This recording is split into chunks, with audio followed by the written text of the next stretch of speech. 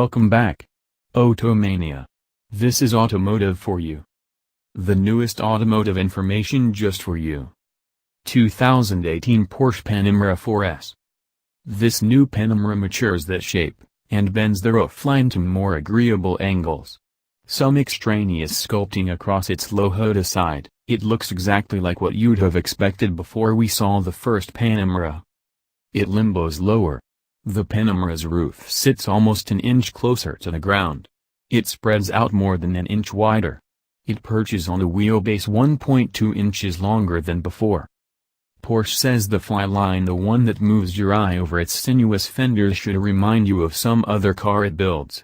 Any guesses? The linkage to the 911 is explicit, like the manual shift action that ... Well, let's not get ahead of things.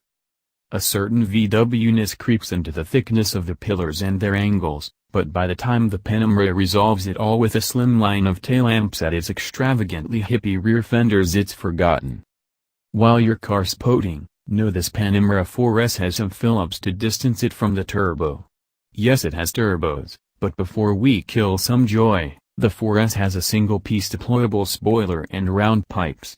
Herculean turbos have a two-piece spoiler and trapezoidal outputs. The Panamera lineup has spread its wings since its 2017 intro.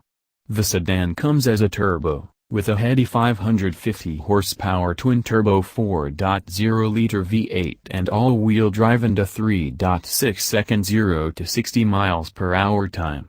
A plug-in hybrid model seeds the ground for Porsche's electric future. The mission is real, and coming.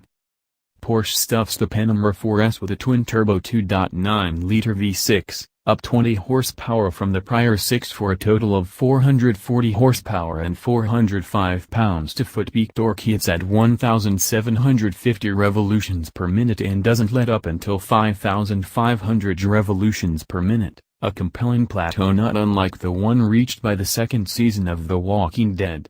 This one arrives more quickly. The 4S launches to 60 miles per hour in 4.0 seconds when it has the Sport Chrono package, and hurdles to a 179 mile/hour top speed, typical V6 swammering noises playing accompaniment to its 6,800 revolutions per minute redline.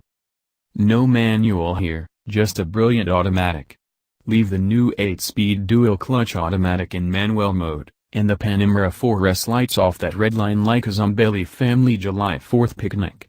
Porsche wins the dual-clutch programming gold, though the 4S wants to start in second and aggravates the lumpy around-town cycling of these gearboxes. Tickling the cool touch paddle shifters calls up ever quicker shifts through its different drive modes. The top two gears give it overdrive legs, and if you're brave or dumb or both, top speed arrives in 6th gear. The cops may briefly be interested in that detail. With Sport Chrono, a punch of the button in the middle of the sport mode selector yields a 20-second hit of driveline crack.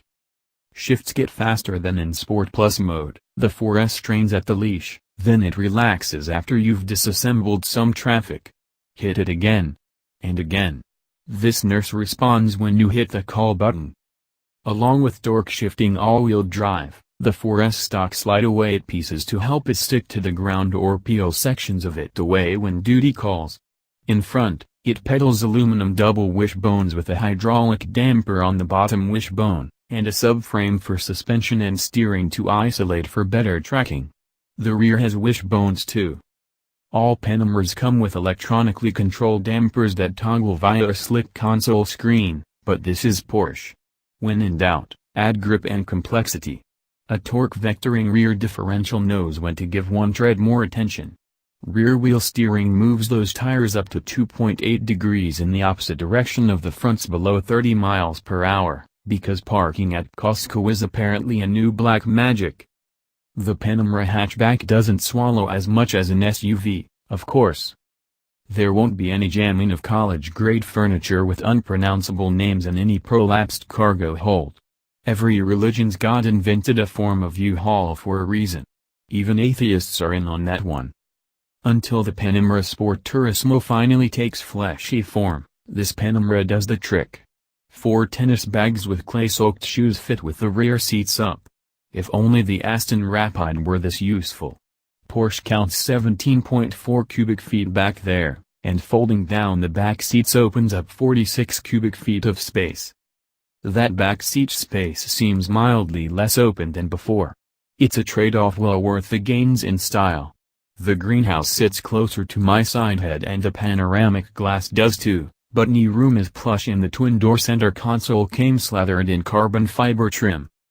All models get LED headlights, some leather, in-car Wi-Fi, parking sensors and a rear-view camera, satellite and HD radio, and Apple CarPlay. The profusion of buttons on the steering wheel gives back some of the simplicity baked into the console. Rollers, switches, and toggles inside its rim and overhead on a console give direct access to most of the right functions, but OCD drivers will miss the seek button. The beautiful 12.3-inch display for navigation makes up for the less useful one in the gauges. It's sensitive to zoom, pinch, and swipe gestures, and it accepts handwriting. On another level, its landscape orientation seems like a timestamp that suffers as Tesla and Volvo show the way with portrait-style screens.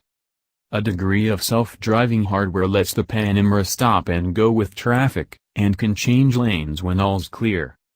Minor niggles of the lowest order include some shiny black plastic switches and stalks, a cruise control lever that requires a push or pull to change speeds, an adjustable center climate vent with a mind of its own, or at least one beyond my comprehension, and the numbing realization I've become so spoiled that I sighed audibly when it showed up with Bose audio, not the revelatory Burmester 3D sound system.